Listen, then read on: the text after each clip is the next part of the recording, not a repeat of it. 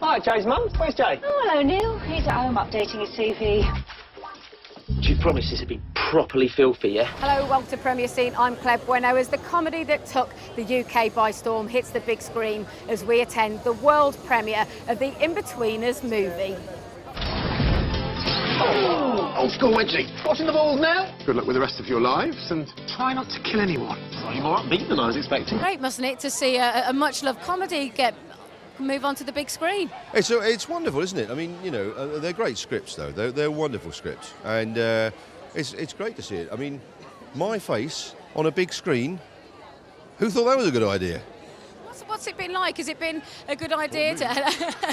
Has it been a good idea? Does it give you more opportunity to get deeper into a story by making it into a feature? No, don't be silly. It's all about the comedy. It's not. This isn't Danish art films. No, it's a load of old nonsense. No, I mean, it's you know, it's comedy, and it's truly British comedy, which is very silly, and you know, goes in the gutter every now and then, and Britain loves it. You know, I mean, there's nothing, you know, it's kind of more of the same, but on a much bigger scale. Yeah. What's endeared the scripts to you on a personal level as an actor?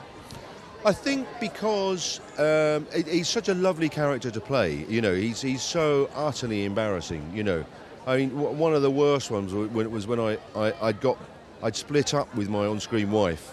This is my real wife, by the way, and I'd split up with my it was just split up with me. Yes, I got back together and I came into the room in a kimono and then said to Simon, "Have you got any condoms?" I mean, that's pretty low on the embarrassment scale. So that's pretty grim. So it's a great character to play. It's lovely. Simon, we need to talk. Oh, I'm not talking. I think we should break up. Tell us about the Inbetweeners and what it means to you by being a part of it all. It's incredible. I'm so lucky, and I know how lucky I am. You know, it's been the most amazing 4 years of my life, and to have been with it from the beginning to the end is just unbelievable. I'm very happy. What's endearing about the character to you? What you've loved about playing her? Carli is basically your normal girl, and she just happens to have this mental friend who's inexplicably, perhaps, madly in love with her. It's been a lot of fun. She's sort of grown a lot. She's grown a lot over the last 4 years. At the beginning, she was very, you know, your girl next door, quite innocent, and then she sort of grew into a little bit of a bitch. Not really. She just, you know, sort of had enough of Simon behaving like an idiot. So yeah, she's definitely grown a lot. It's been fun. Is it important for you as an actress as well, because then it allows you to sort of stops you from sort of getting complacent about your character, keeps it fresh? Yeah, definitely, absolutely. And I still think, you know, she's true to some girls. She's obviously not every girl, but she is true to some girls and true to some relationships. Now you've been dumped, we can all go on a mental holiday together. 2 weeks of sun, sea, booze, minge, fanny and sex. This don't look like the pictures. What's it like being part of such what is now a phenomenal popular comedy? It's amazing, but you know, as an actor you go to these auditions all the time when you do jobs, and I just read the script and realised it was amazing, but obviously you have no idea that it will take off, and obviously that was 4 years ago, so it's just blossomed and grown, and it's a real honour to be a part of something so good. How do you feel that your character's grown from the beginning stages of the comedy to where you are now with the part? Well, I like to think, you know, as an actor, there's a blueprint, you have the script, and then you, as an actor, you bring something else to the table. So hopefully, you know, you have some input in it. But I think that she's just become a very popular character more because of the way the boys, who are very popular characters, talk about her.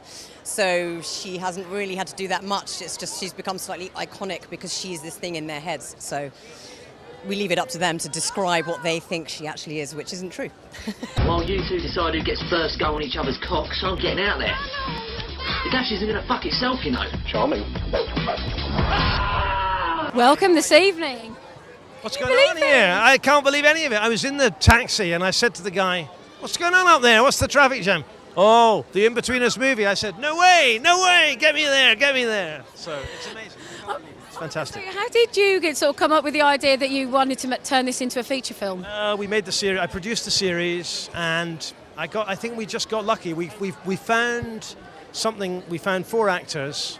We have 2 scriptwriters and a director who have made a very funny show, and we have a massive audience. And then we always wanted to make a film, and then we thought, let's make a British teen comedy. You know, we have American Pie, we have Superbad, but where is the British teen comedy? And after 3 series, suddenly it seemed like it was the time for the guys. Was there a particular story that you actually wanted to tell and expand about these characters? It was in the series. We did series 1, and obviously we thought it would be a flop. So we thought we'd do series 1, and then we'll all retire, hurt. And it was quite successful. And then we found that the boys, although they're very old, we were worried about them looking too old. We followed their school career, really. And at the end of series 3, they were still at school, so we felt the film was a way of saying, okay, they leave school. The story we're telling tonight is 4 guys who leave school and go on that holiday that you have, that first holiday without your parents. So that was kind of the motivation. And is there anything that you've brought from the film that you didn't expect that would happen? Well, I mean, I don't expect anything. You know, I expect failure. That's something I expect. So I have to say I'm so excited because the film, we've been very lucky. The guys are very, very funny. And it has, you know, we're here. It seems to have worked. We'll let the public decide, but we feel it's what we want it to be. We wanted it to be like a film. We wanted it to be funny. So we wanted to keep everything that's good about the series, but make it bigger and make it go on a big screen. And I guess the big surprise, really the big surprise for me, is that there is such an appetite, you know, that I feel there is an audience for this film, you know. So as a producer, that's very gratifying.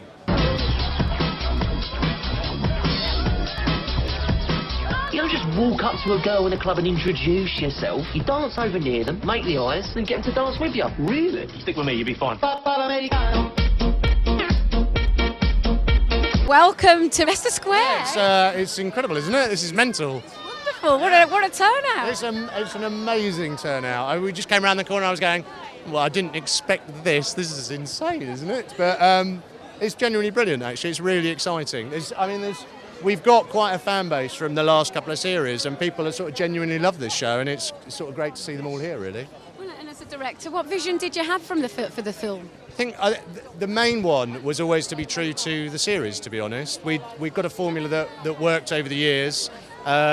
We went to great lengths to make those characters and the world they inhabit feel as real as possible. Ian and Damon write truly fantastic scripts, and they write from experience. So it's a lot about making those characters as real and believable as possible, and I think that's sort of why it's sort of rung so true with so many people. And is there a real collaboration process? The boys obviously know their parts better than anybody. Do you work together? Completely, I think Ian and Damon found after they wrote for series 1 and the guys sort of found their niche, the 4 boys, it becomes a lot easier writing for those particular characters in mind, and they sort of became their characters and vice versa, really. And we've all worked together for so long now. I think it becomes quite a fluid process and a really lovely collaboration. Better not get stuck with a fat one. Then we looked at other places, but we realised... This summer, we've been spotted. Look cool. I have never put my penis in a lady. You're a virgin, that's cool. If anything, it's famously uncool. Well, it's cute then. Oh, God, that's even worse. Good evening, ladies. Hello. What's it been like for you being part of a such successful, easy for me to say, take 2, successful comedy? Oh, joy, an absolute joy. Couldn't imagine anything. Bit of a holiday for us, wasn't it, really? Yeah, it was, and I think, you know, for a lot of us it's our first film as well, and it's very exciting to be part of something so huge in Britain, like, you know, good British comedy. Film. What was it like then filming abroad? Well, we had a lovely old time. We were on holiday, and we used to refer to it as a holiday accidentally, and then have to correct ourselves and remember that we were on a job. It really didn't feel like work at all. I love. We went to a massage parlour as well and had no. Massage parlour? Can I just say it wasn't a parlour? It was a spa.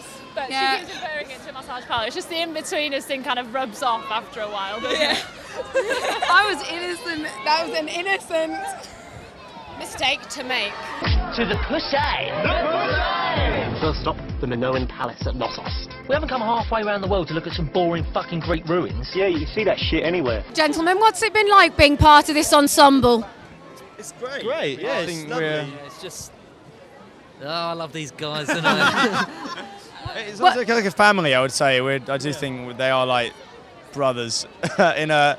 Just not in a sort of sentimental way, but like we, you know... In a bullying, kind of grinding you down sort of way. Yeah, absolutely, yeah. Drink you under the table. You're trouble, aren't you? I'm on holiday, you can't be too drunk.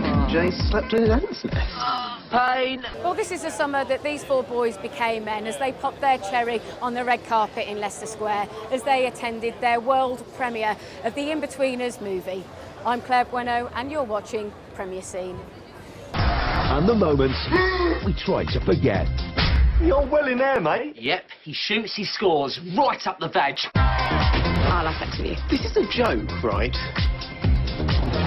I've lost my glasses! Right, Lee, where's Neil? He is literally incredible. One of you help me. I think she might be a two-man job.